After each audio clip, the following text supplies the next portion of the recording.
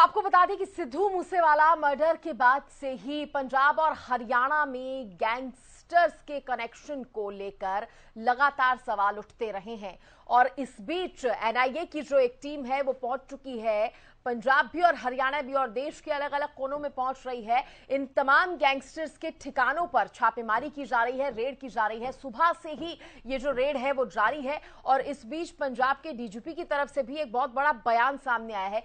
क्या कुछ कहा है उन्होंने और इस रेड में अब तक क्या खुलासे हुए हैं, एक रिपोर्ट में देखिए और उसके बाद चर्चा की शुरुआत करेंगे।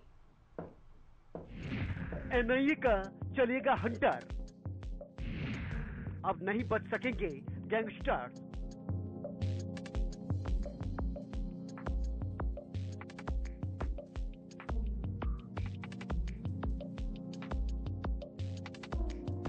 पंजाबी गायक सिद्धू मूसेवाला की हत्या का मामला कितना गंभीर है, इसका अंदाजा इसी बात से लगाया जा सकता है कि एक तरफ जहां पंजाब पुलिस विदेशों में भी गिरफ्तारियां करने में जुटी है, तो वहीं राष्ट्रीय जांच एजेंसी यानी एनआईए भी बिना राज्य सरकार की सिफारिश के ही इस मामले में एक्टिव है। इस मामले में कल ही पंजाब के डीजीपी गौरव यादव ने कई खुलासे किए, जिसके बाद एनआईए हरकत में आई और करीब 8-7 जगहों पर छापेमारी की कार्रवाई की गई। एनआईए की टीम संदिग्ध आतंकी गिरोहों के संबंध में दिल्ली, एनसीआर, हरियाणा और पंजाब समेत कई राज्यों में गैंगस्टर्स के अलग अलग ठिकानों पर पहुंच चुकी है। सूत्रों के जरिए मिली जानकारी के मुताबिक राष्ट्रीय जांच एजेंसी के 160 अधिकारी इस छापेमारी कार्रवाई को अंजाम दे रहे हैं। दिल्ली, एनसीआर, हरियाणा और पंजाब में 60 से ज्यादा ठिकानों की तलाशी ली जा रही है। टीम ने अपनी रोजनामचा में एंट्री करी, किस ऑफिशियल काम के लिए लोग आए थे और इसका मकसद बताया गया। तो इस प्रकार से ज्ञात होता है कि नॉर्थ इंडिया में एनआईए टीम के द्वारा अलग अलग ठिकानों पर रेड की गई थी, जिसमें inter rivalry gang, illegal arms, illegal drugs और भी इससे जुड़ी हुई जो चीज़ें हैं उनके ठिकानों पे जो भी उनके इनपुट थी उनके आधार पर रेड की गई थी। व्यक्ति है कवित राठी, इससे पूछताछ की गई थी। इसके ऊपर पहले भी कई सारे आरोप हैं और 3-4 मुकदमे, जिसमें 307 का मुकदमा भी है इसके ऊपर। और इसके अलावा 7-8 दिन पहले इसकी हिस्ट्री शीट भी खोली गई है और हमें पुरानी जानकारी के आधार पे ये है कि इलीगल ड्रग्स स्मगलिंग में शामिल रहा है। और एनआईए टीम के पास भी कुछ इनपुट्स थी कि जो भी ट्रांजैक्शन इलीगल ट्रांजैक्शन में शामिल हो सकता है, उसके आधार पर उन्होंने पूछताछ करी।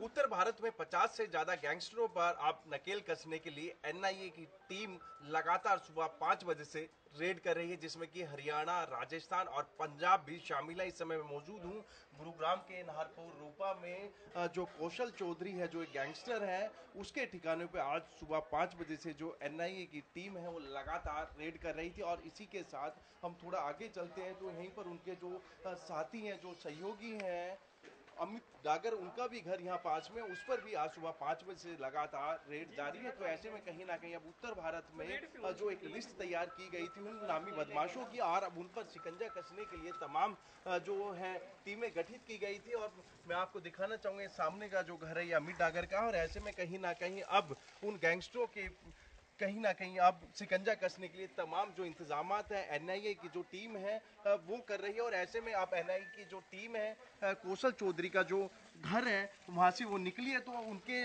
जैसे ही वो निकले तो उनके पास कुछ बैग्स भी थे, उसमें कुछ दस्तावेज या फिर कुछ अन्य जो सामान है वो यहाँ से उन्होंने बरामद किया। और उसके बाद वो अब यहाँ से निकले। तो ऐसे में कहीं ना कहीं करीबन हम बात करें 10 घंटे से भी ज्यादा की जो रेड है वो गुरुग्राम के नाहरपुर रूपा के कौशल चौधरी जो है गैंगस्टर है उसके घर से करीबन 8 से 10 घंटे की लगातार छानबीन के बाद कुछ दस्तावेज अब उनके हाथ लगे। अब देखना ये होगा कि उस दस्तावेज में क्या उनको मिला है। 2 दिन पहले ही सिद्धू मूसेवाला की हत्या मामले में पंजाब पुलिस को बड़ी कामयाबी हाथ लगी थी, जिसके बाद पंजाब के डीजीपी गौरव ने कई बड़े खुलासे किए। उन्होंने बताया कि मूसेवाला मर्डर में शामिल छठे और आखिरी शूटर दीपक मुंडी की गिरफ्तारी हो गई है। दीपक के साथ उसके 2 साथियों को भी नेपाल से पकड़ा गया। साथ ही राजेंद्र जोकर और कपिल पंडित के साथ दुबई भागने की फिराक में दीपक मुंडी था। कुख्यात गैंगस्टर लॉरेंस ने अभिनेता सलमान खान की फिर रेकी कराई थी। रेकी करने के लिए कपिल पंडित और शार्प शूटर संतोष जाधव कई दिन मुंबई में रहे। कपिल पंडित और संतोष जाधव पहले ही गिरफ्तार किए जा चुके हैं। साथ ही कपिल पंजाबी सिंगर सिद्धू मूसेवाला के कत्ल का आरोपी भी है। बताया यह भी जा रहा है कि लॉरेंस का भांजा सपिन थापन इन सबको लीड कर रहा था।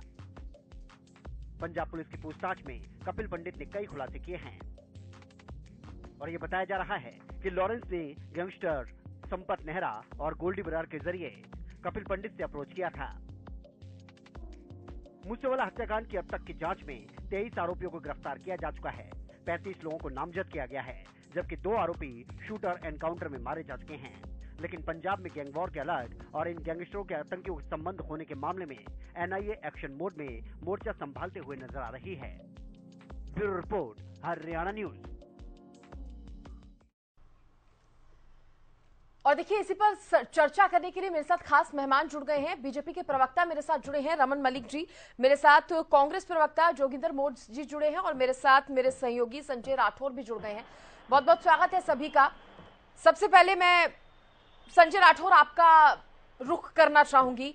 देखिए, सुबह से ही ये जो छापेमारी है, ये जो रेड जारी है एनआईए की, अगर अब बात की जाए, क्योंकि करीब 5 बज चुके हैं शाम के, वक्त काफी बीत चुका है, कुछ सामने निकल कर आया है क्या इस रेड में से अभी तक? जी बिल्कुल सृष्टि, मैं आपको बताना चाहूंगा उत्तर भारत के करीबन 60 के करीब जो गैंगस्टर हैं उनके घर आज जो एनआईए की जो टीम है उन्होंने छापेमारी की, रेड किया और तमाम जिस तरीके से मैं बात करूं क्राइम का ग्राफ जो लगातार बढ़ता जा रहा है और सिद्धू मूसेवाले हत्या के बाद से कहीं ना कहीं जो एनआईए है वो सक्रिय होती नजर आ रही है। और इसी क्रम में आज गुरुग्राम में 3 जगह रेड की गई। सबसे पहले मैं बात करूं जो गैंगस्टर है कौशल चौधरी, उसके घर पर, और उसके साथ ही जो उसका सहयोगी रहा है अमित डागर, उसके घर पर जो है एनआईए की जो टीम है लगातार वो रेड कर रही थी। करीबन 5 से 6 घंटे ये रेड चली और ऐसे में कहीं ना कहीं जो कौशल चौधरी है वो कहीं ना कहीं लॉरेंस बिश्नोई का एंटी है, तो इसी के चलते कहीं ना कहीं तमाम उत्तर भारत में 60 से ज्यादा जो गैंगस्टर है उनके वहां पर रेड जारी थी। और मैं कौशल चौधरी की बात करूं तो करीबन वहां से जो एनआईए की जो टीम है उनको कुछ दस्तावेज जरूर हाथ लगे हैं, हो सकता है कि कुछ जो आर्म्स है वो भी उनके हाथ लगे हैं, क्योंकि 3 बैग उनके जब टीम पहुंची तो खाली हाथ जरूर थी, लेकिन जब कौशल चौधरी के घर से बाहर वो तीनों टीमें निकली तो करीबन 3 से 4 बैग उनके हाथ में था। हो सकता है कि कुछ असला भी वहां से बरामद किया गया हो और साथ ही साथ कुछ देखा जाए तो कहीं ना कहीं एक लैपटॉप बैग भी उनके हाथ में जरूर नजर आ रहा था, तो हो सकता है कि उस लैपटॉप के अंदर कुछ जो है सबूत उनको हाथ लगे हैं। और ऐसे में कहीं ना कहीं जिस तरीके से आज अब मैं उत्तर भारत की बात करूं, कहीं ना कहीं बदमाशों के ऊपर शिकंजा कसने के लिए एनआईए की जो टीम है कहीं ना कहीं अब रफ्तार में नजर आ रही है, एक्टिव मोड में नजर आ रही है। और इसी के चलते क्योंकि हाल में गुरुग्राम की मैं बात करूं एक दिन में 3-3 हत्याएं हो जाती है, तो ऐसे में कहीं ना कहीं अब उन जो गैंगस्टर उन पर नकेल कसने के लिए टीमें गठित की गई और आज पूरे उत्तर भारत में 60 से ज्यादा जो गैंगस्टर हैं उन पर छापेमारी की गई। जी चलिए ठीक है, बने रहिए। मैं रमन मलिक जी का रुख करना चाहूंगी। मलिक साहब, इनपुट मिलता है एनआईए को जिसमें बताया जा रहा है कि आतंकियों का ये जो कनेक्शन है ये इंटरनेशनल कनेक्शन है, बाहर से हथियार सप्लाई करने तक की बात सामने आ रही है। इसे लापरवाही कहा जाए या कमियां कहा जाए, मतलब ये गैंगस्टर्स जो हैं, ये जो गैंग है, ये इतने सक्रिय कैसे हो गए कि बाहर से हथियार तक सप्लाई हो रहे हैं? यहाँ पर इंडिया में बाहर बैठे बैठे इंडिया में क्या करना है उसकी प्लानिंग तक की जा रही है। देखिए, क्या आप ये समझते हैं कि भारत की हर 10 फुट पे 5 फुट पे एक बाउंड्री लगाई हुई हो और उसके ऊपर एक आदमी बैठा हुआ देख रहा है? ऐसा तो नहीं है ना साहब। कई जगह जो हॉटस्पॉट हैं उसके ऊपर आर्मी, जहां बीएसएफ की जरूरत है बीएसएफ है, आईटीबीपी है, अन्य दल हैं और स्टेट पुलिस भी अपना काम करती है। लेकिन फिर भी कहीं ना कहीं ये इन्हीं कामों के लिए कि जिस प्रकार से गैंगस्टर्स हैं या सामाजिक तत्व हैं या दूसरे अन्य बैंड संस्थाएं हैं, सिमी जैसी, टीफाई जैसे, ऐसे लोग जब असला इकट्ठा करते हैं या घर में बना हुआ असला जिसे हम देसी कट्टे और वो बोलते हैं, ये जब लोग इस तरीके से असला इकट्ठा करके अपने जो जुल्म है, अपने जो अपराध हैं उनको अंजाम देने की बात करते हैं, तो उसके ऊपर धरपकड़ भी होती है, उसके ऊपर काम भी होता है और बहुत सारी चीजों को पकड़ के रोक लिया जाता है। जो कुछ नहीं पकड़ी जाती वो वारदातें होती हैं, उसके ऊपर मीडिया भी बात करता है, समाज भी बात करता है, राजनीतिक दल भी बात करते हैं, और उसके उपरांत उनके उन दुर्घटनाओं होने के बाद उसके ऊपर पुलिस भी कार्य करते हुए उनको पकड़ती है, तो उनको कोर्ट के हवाले करती है। लेकिन विशेष बात यह है कि आज ये समझना चाहिए कि जिस प्रकार से शिकंजा कसा जा रहा है, वो दो तीन चीजों के स्पष्ट रूप से उसको दिखाने की कोशिश करता हूं मैं आपको, कि जिस प्रकार से पीछे कुछ समय में महाराष्ट्र का बॉर्डर हो, बिहार का बॉर्डर हो, या उसके साथ साथ आपका वेस्ट बंगाल का बॉर्डर है, राजस्थान का बॉर्डर है, इसमें कुछ हिस्सा पुलिस का मैनेजमेंट का होता है, इंटेलिजेंस का, कुछ हिस्सा आर्मी का भी होता है और पैरामिलिट्री फोर्सेस का भी होता है। तो वो ये सारा जो है, ये अगर सारा तंत्र एक तरीके से काम करे तो अलग विषय होता है, लेकिन अगर नहीं कर पाता तो कहीं ना कहीं कमियां आती हैं सामने। उस कमियों को ठीक करने के लिए एनआईए भी काम करेगी, सीबीआई भी काम करेगी, ईडी भी काम करेगी, सारी एजेंसियां काम करेंगी, क्योंकि अब एजेंसियां तोते जो पिंजरे में बैठा तोता है ना, वो नहीं है। अब एजेंसियां अपने दिशा निर्देश, जो संविधान ने दिशा निर्देश दिया है, किसी राजनीतिक दल ने नहीं, संविधान ने जो दिशा निर्देश दिया है उसके ऊपर रहते हुए अपना काम करेंगी और एक सुरक्षित समाज बनाने की तरफ अग्रसर रहेंगी। ठीक है जोगिंदर मोर जी,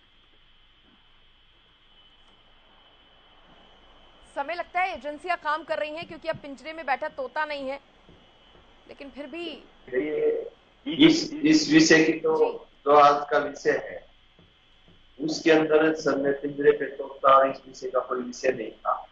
ये कहीं न कहीं हरियाणा, जब हम एक विषय की बात करते हैं, इसी भूसावाला के बाद आप देखेंगे कि यहाँ के 4-5 विधायकों को जो है धमकियां मिली और हरियाणा का जो प्राधिकरण बढ़ा, और ये कहा गया कि देखिए जिसमें जितने बड़े बड़े गैंगस्टर हैं उनके नाम हरियाणा से ही आए हैं।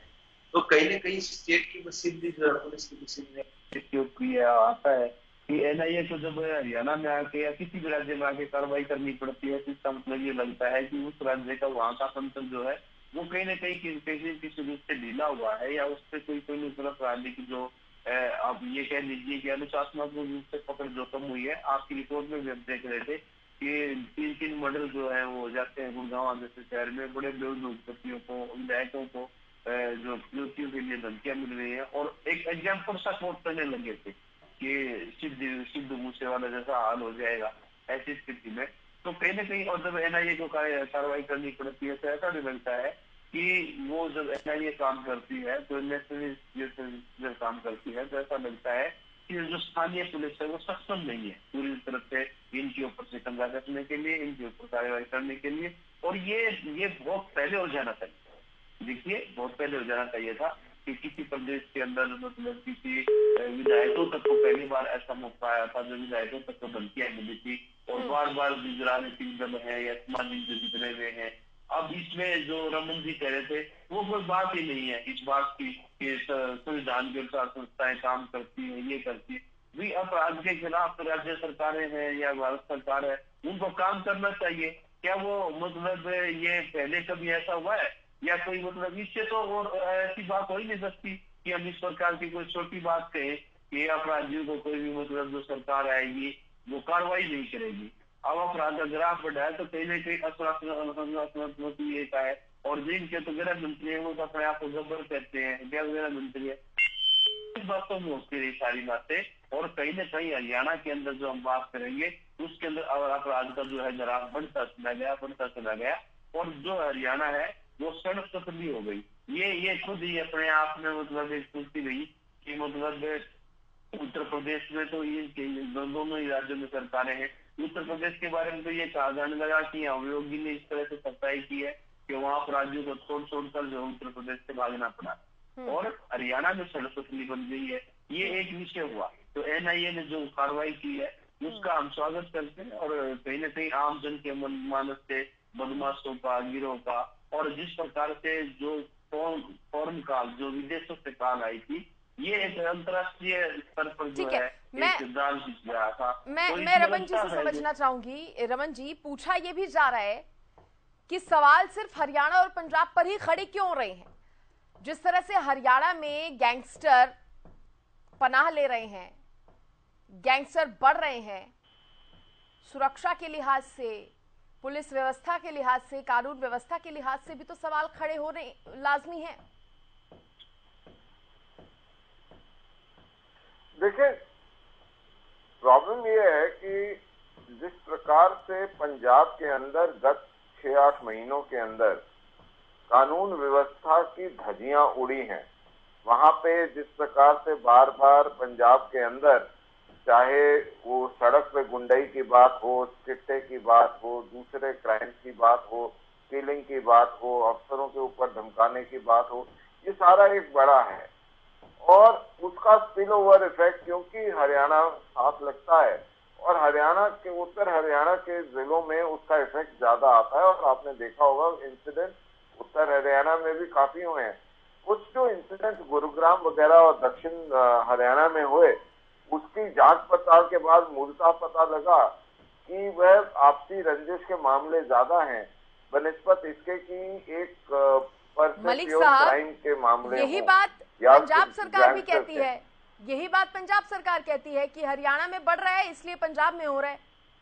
नहीं नहीं नहीं, देखिए आप पंजाब जब सिद्धू मूसेवाला के मर्डर से जुड़े कई गैंगस्टर जो थे, कई आरोपी जो थे हरियाणा में मिले, तब ये सवाल खड़ा हुआ था, तब भी हुआ था। पंजाब के अंदर आतंकवाद वापस अपने पांव पर हारने की कोशिश कर रहा है। बार बार बम ब्लास्ट हुए थे, उसके बाद NIA वगैरह सारे के सारे हाइपर एक्टिव मोड में गए और उसको रोका।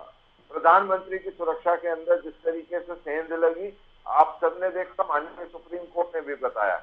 उसके अलावा जिस प्रकार से पंजाब के अंदर रोज घटनाएं आती हैं, पुलिस की बर्बरता की भी घटना आती है, गुंडाओं की बर्बरता आती है। आप सवाल नहीं समझे मेरा सर। आरोप प्रत्यारोप से क्या होगा? अगर एक ही आरोप प्रत्यारोप लगाने की जरूरत नहीं है। दो सरकारें, दो अलग अलग राज्यों की सरकारें एक दूसरे पर आरोप लगाएंगी कि भाई ये इस राज्य से हो रहा है हमारे राज्य में, ये इस राज्य से हो रहा है हमारे राज्य में। नहीं, आप एक चीज देखिए, आप उसको समझिए, जो चीज मैं कह रहा हूं उसको समझिए। हरियाणा के अंदर इस समय जो ऑर्गेनाइज क्राइम का वारदात है, उनके परपेट्रेटर्स, उनके रचनाकर्ता या उनके एग्जीक्यूशनर्स या उनको अंजाम देने वाले जो हम कहें लोग, वो सारे के सारे दक्षिण हरियाणा में राजस्थान से आ रहे हैं और वो क्राइम करके राजस्थान भाग जाते हैं। उत्तर हरियाणा में पंजाब से आते हैं, पंजाब भाग जाते हैं। तो इसको हम देख रहे हैं और पुलिस जो है उसके ऊपर दबिश बढ़ा दी है। और रिपोर्ट्स जो हैं, जो कंबाइन मनोहर लाल जी ने, अगर आपको याद हो तो उत्तर प्रदेश, उत्तराखंड, हिमाचल, पंजाब, हरियाणा की एक कॉम्पोजिट इंफॉर्मेशन शेयरिंग जो है, ये पंचकूला बनाई थी। वो इसीलिए बनाई थी क्योंकि ये सारा जो एक सिस्टम है इंफॉर्मेशन शेयरिंग का, और वो उसके ऊपर एक फाइनल कमेंट जोगिंदर मोर्जी से ले रही हूँ। ठीक है मनीष जी, क्योंकि टाइम कम है, आज ज्यादा टाइम नहीं मिल पाया। जोगिंदर मोर्जी एक फाइनल कमेंट दे दीजिए इस पर। देखिए, उन्होंने बड़ी खूबसूरती से बता दिया कि पंजाब की वजह से हो रहा है, राजस्थान की वजह से हो रहा है, हरियाणा में आते हैं, क्राइम करते हैं, चले जाते हैं। हरियाणा की कोई कमी ही नहीं है, हरियाणा में कानून व्यवस्था की कोई कमी ही नहीं है। मोर साहब, नहीं, देखिए पहला राज्य ऐसा है जहाँ पे कई के विधायकों को धमकियां मिली, खुलेआम जो है अपराध हुए, और ये जो ऐसे पंजाब से आ जाएंगे, राजस्थान से आ जाएंगे। प्रशासन किस चीज का नाम है, पुलिस किस चीज का नाम है, कैदी होती है और मतलब विजिलेंस होती है, पूरा एक तंत्र होता है। उस तंत्र में कमी है, कहीं न कहीं सरकार के अंदर कमी है। सरकार मतलब इतनी कड़ाई से काम ही नहीं कर पा रही है, या मतलब हम लोग इसको ये कहें कि कहीं न कहीं ये ढीलता है। इस ढीलता की वजह से ऐसा हुआ है। पंजाब से अपराधी कैसे आ जाएंगे हरियाणा में? हरियाणा में तो उस वक्त अपराधी। चलिए, समय इससे ज्यादा की इजाजत नहीं दे रहा। बहुत शुक्रिया आप तीनों का जुड़ने के लिए और इस चर्चा में शामिल होने के लिए। देखिए, अब NIA की जांच इसलिए भी जरूरी हो जाती है क्योंकि धीरे धीरे जो खुलासे हो रहे हैं, गैंग वॉर करने तक की बातें सामने आ रही हैं, वो चिंता जरूर बढ़ा रही हैं। ऐसे में देखने वाली बात होगी कि अब इस छापेमारी में आगे और क्या निकलकर सामने आता है। फिलहाल बुलेटिन में इतना ही, दीजिए इजाजत, नमस्कार।